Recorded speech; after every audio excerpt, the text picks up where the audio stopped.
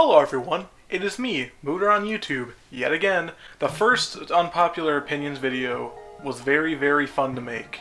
I enjoyed talking about the opinions and everything. I liked giving my own, I liked responding. So I really wanted to do another one. Unfortunately, this will not be nearly as long as the other one. It won't have nearly as many opinions probably just because my friend didn't have like a million for me this time. Sonic 06 wasn't that bad given the circumstances of production.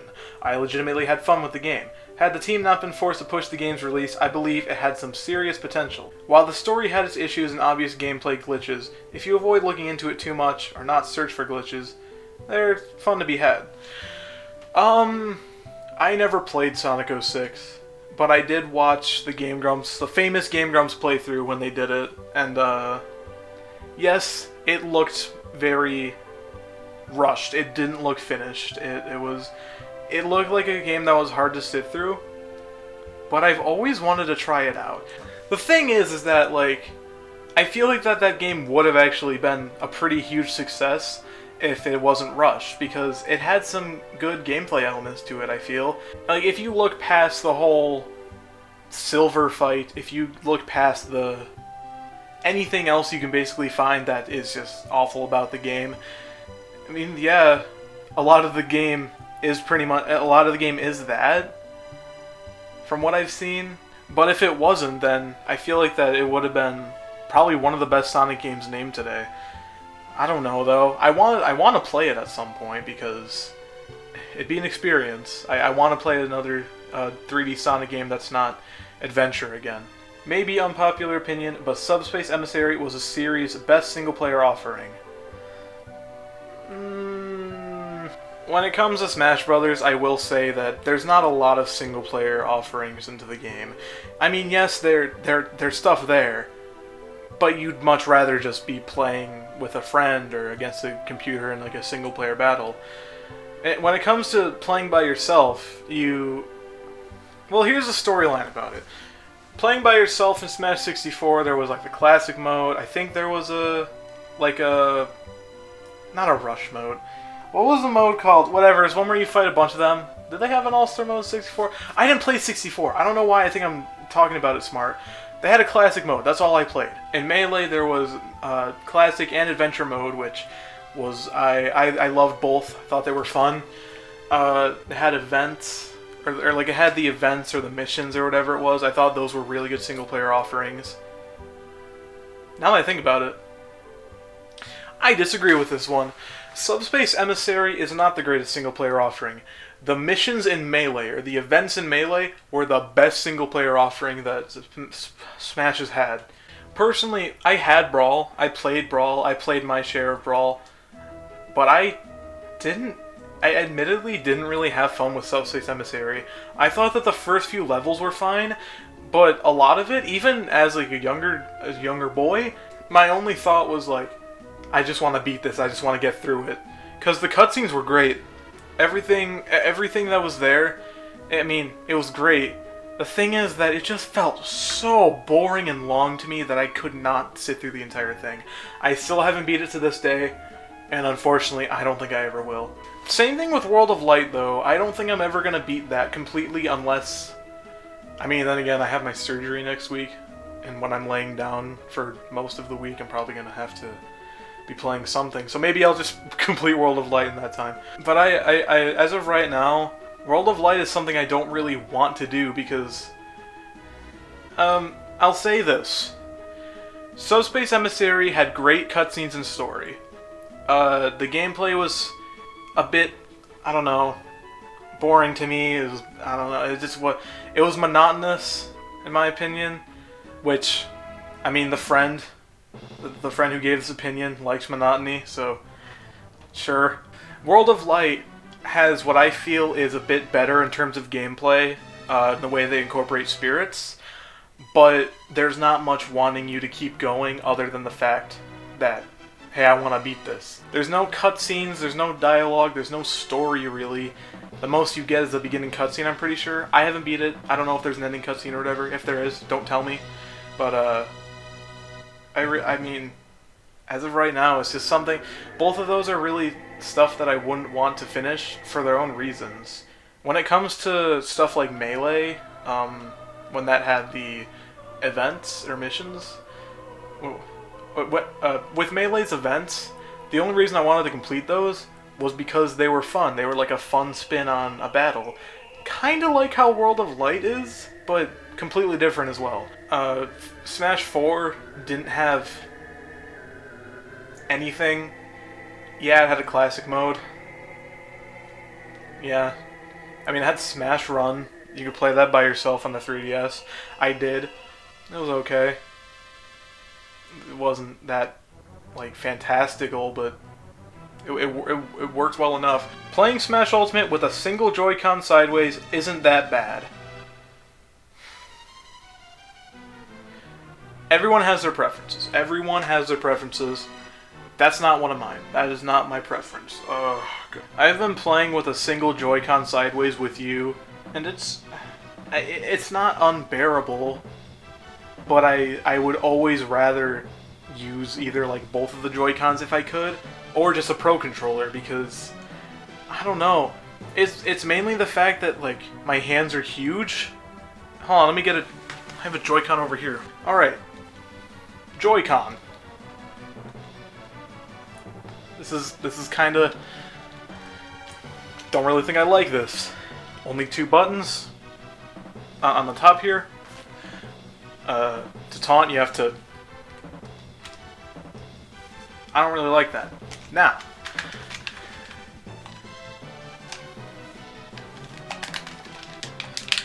you see, I prefer doing this because it's overall better. It's just like, okay, let's make a comparison here. This has more buttons. It has two sticks.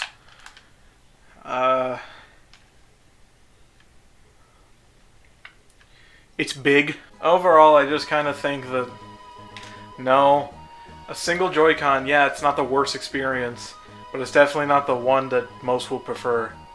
I get why you prefer it, I guess. I can understand. I can't do it. I cannot do it. GameCube controller is Nintendo's best controller.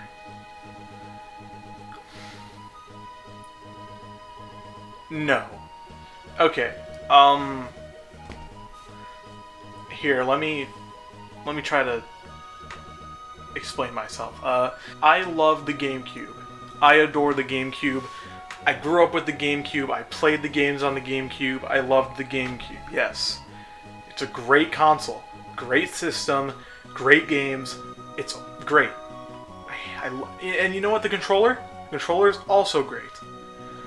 Specifically for GameCube games.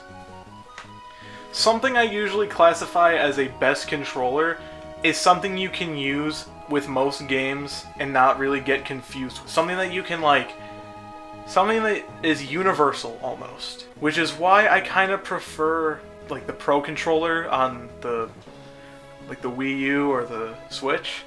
I think that GameCube controller is good for its own console. Using it on anything else isn't my thing. Like, for example, a lot of people say that the GameCube controller was really only good for Smash. And they're kind of right. If they're talking about, like, newer games specifically. Like, the only reason the GameCube adapters were made for, like, the Wii U and the Switch were because of Smash. No one's going to want to play Puyo Puyo Tetris with a GameCube controller. No one's going to want to play Star Fox Zero with a GameCube controller. No one's going to want to play Star Fox Zero. The only reason you would want to use a GameCube controller on those consoles with the adapters is if you could play other GameCube games on them. Which you can't! So what's the point? I like the GameCube controller for the GameCube. Same thing with the N64. I like the N64 controller for the N64. I wouldn't catch myself using it on anything else. The thing is, why I prefer the Pro Controller or whatever, is because that's kind of universal almost. You can play that with almost any of like the games that have released beforehand with different controllers pretty easily, I feel. Yeah, I mean, you'll probably have some extra buttons to spare because we got more buttons as controllers went on. But overall, I feel like you can have a good experience playing with the Pro Controller with playing like older games like Super Mario 64 maybe, or Luigi's Mansion. Like, that's the thing with that. However, the Wii controller is also pretty fantastic. Majora's Mask is terrible. Wind Waker and Ocarina of Time are far superior to any other Zelda game, except possibly Breath of the Wild. Basically, watch Sequelitis. I disagree wholeheartedly with that entire video. Okay, I agree with you on like one of those three things. Or I guess one of those four things. Yes, the Sequelitis that Aaron did about Zelda was the worst. Complaining about waiting, I think, was it? I genuinely don't remember a lot of that video, except that he didn't like waiting. Yes, waiting's annoying, but it is not the biggest issue ever. He treats it like it is a downgrade. Like, he treats it like it's a reason to not play the game or something. And then that kind of translates over to the Game Grumps playthrough. God, I hate Aaron so much. I despise Aaron. Okay, so Majora's Mask is terrible. No, it's not. You're just bad. I'm sorry to say it. I'm joking, obviously, but the thing is with Majora's Mask is that you really do kind of have to know what you're doing when you play that game, I feel, nowadays. I've watched some people play that game. It looks beautiful. It looks fantastic. It looks creepy. It looks great. It looks fun. It looks like a fun time. But I've never played it, so I can't really say much. And I will agree that I personally, just because I've played Wind Waker and Ocarina of Time, I do think they're better. My favorite's Wind Waker. But I'm not going to say Majora's Mask is terrible. I think that it has its charm. It's its own thing. I think that it shouldn't really be compared. Of course, I mean, you can compare it to Ocarina of Time because they're essentially the same graphics-wise and, like, I guess, control-wise, maybe? I don't know. Once again, I've never played it, but they both kind of look the same. Not in terms of gameplay, in terms of visuals. But my point is, Majora's Mask, I wouldn't say is terrible. Comparing it to Breath of the Wild, comparing most of them to Breath of the Wild isn't that fair in my opinion. And also, even then, I've never played Breath of the Wild either, so I don't know about that as well. The only Zelda games I've really played and gotten maybe even kind of far in, okay, I beat Ocarina of Time on the 3DS. That was okay. It was annoying a lot of the time though for me. I didn't beat Wind Waker, but I got close, I think. I'm trying to beat it now, still. I got to the Dark World in Link to the Past. I love Link to the Past. I haven't gotten far in it, but I like it. I tried playing Twilight Princess. I forgot everything about it. Didn't get far at all. Don't really want to. I think that's all the Zelda games I've ever played. I'd like to play more someday, though. I would love to keep going on with the series, kind of explore more. Fortnite isn't as bad as people make it out to be. Most of the hate for the game comes from bandwagoning. Yeah, okay, I'll say that. Personally, with the whole Fortnite isn't as bad as people make it out to be, my opinion has always been that it's boring, but that's only because I just think that the Battle Royale genre as a whole is boring. I can't get into Battle Royale games. I remember me and my dad, we bought PUBG, and we played it for a bit. We both just ended up getting mad at the game, like, because it was kind of just the same thing over and over. To me, that game is literally just playing your luck, and I don't like that. The only game I like playing luck in is The Binding of Isaac, and Fortnite was kind of the same for me. I tried it out. The best time I had was when I played with my friends, and I killed like, what was it, like 2 people with a pickaxe, and then someone else with a gun. And then I died immediately because we were all dead. But it was funny. It was a fun time. But other than that, Battle Royales are just boring to me. I can't stand them. It all just comes down to your taste in genre and games and all that. I don't like Fortnite. I think it's boring. I think it's not fun. Other people do like it, and I can respect that. I will agree that the whole Fortnite bad trend that spread everywhere from Reddit to Reddit, it's kind of unfunny. Kind of just like, I hate game because kids play game. But yeah, I think that it was it was kind of overhated. I don't like it, but it didn't deserve to get that much hate. Not at all. I don't want it in Smash, though. To anyone who wants Fortnite in Smash, please uninstall your Switch. Gay punk girl with an attitude, who's actually a horrible person, is the worst popular stereotype in gaming, or media in general even. Also, boobs in game equals good. I love you, Basil, so much. Admittedly, I haven't seen a lot of the stereotype you're talking about. I'm uninformed in a lot of games. I haven't really seen this that much. But I will agree, that sounds annoying, and it does sound like that sounds like something that I would see somewhere. When people like a character just for their sexuality, I personally get annoyed. I really, really do. When a character's sexuality is all they have for people to enjoy, I get annoyed. When they treat others horribly, and when they're overall just a bad character, like to play as or to be with, then I don't think that just their sexuality is going to save them from that. I'm still gonna hate the character.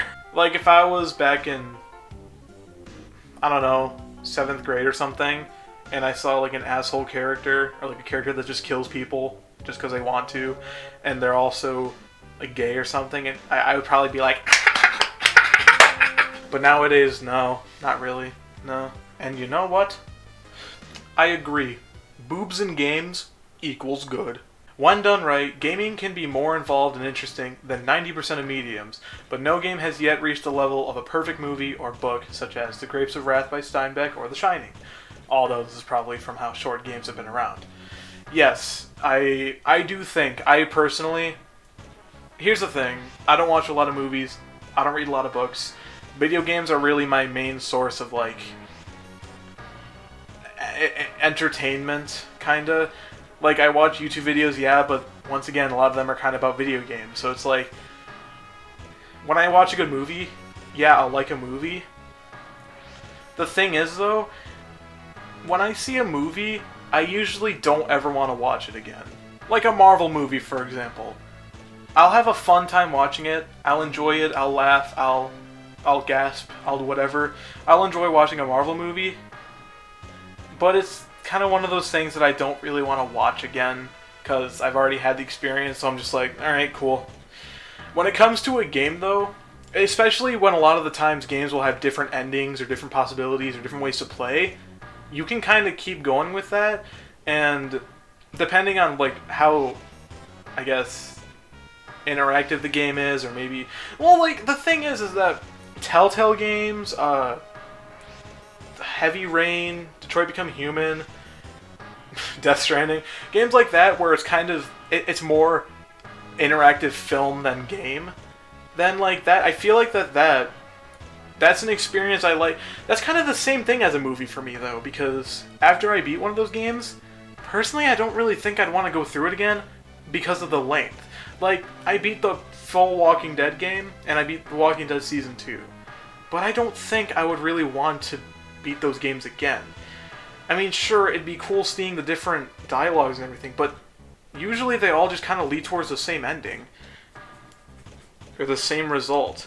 So, it's one of those cases where good experience, good game, don't want to play through again. When it comes to games such as... I might get shit for this. When it comes to games such as Undertale, there are technically like a bunch of different routes, but there's 3 main different routes. Yes, 2 of the routes kind of lead into each other, like they're kind of intertwined almost. The third route is not, that you have to like start a new game and everything for that. Undertale is a game that I have like over 140 hours in or something, because of how much I've replayed it and enjoyed it. Thing is, with a movie, I don't think I can watch that hundreds of times. Like, I don't think I can do that. The only time I have watched a movie over and over was when I was a young, dumb child and I watched, like, the Simpsons movie on repeat, the TMNT movie on repeat, the SpongeBob movie on repeat, you know, stuff like that, because I was just a small child being entertained by that. Yes, when I was younger, kids' movies were, like, my main source of entertainment and like my main medium, but now that belongs to video games. That's the kind of stuff I can do over and over depending on what game. Like, I mean, technically, like The Binding of Isaac. That's a game I can play over and over. It's time for the final opinions. Yay! Most AAA games are very unfun. Let me look up some AAA games, because I never really know what classifies, so give me a second here. Metro Exodus, never played. Ace Combat 7, never even heard of. Resident Evil 2, I heard that game was really good. Kingdom Hearts 3, I didn't hear that game was good. Apex Legends, no. Crackdown 3, not really heard of. Far Cry New Dawn, didn't play. Anthem, Devil May Cry 5, I heard that was great. Division 2, Sekiro Shadows Die Twice, heard that was good. Mortal Kombat 11, I heard that was fine.